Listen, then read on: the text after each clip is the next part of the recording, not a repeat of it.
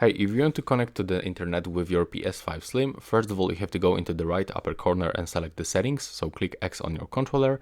Now go into the network. From here scroll down to the settings, go to the right side, click on the X to confirm connect to the internet, then tap to set up internet connection.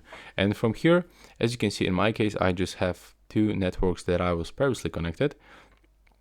And if you are looking for the new networks, they will be available right here.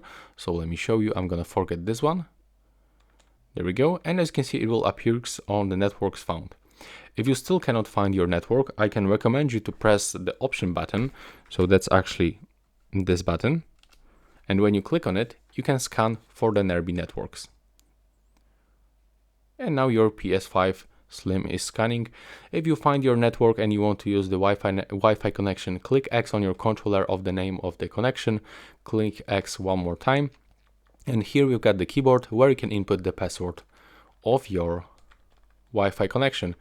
Then click down in the right bottom corner to confirm, or R2, click OK, and now you are going to be connected with your Wi-Fi if your password is correct.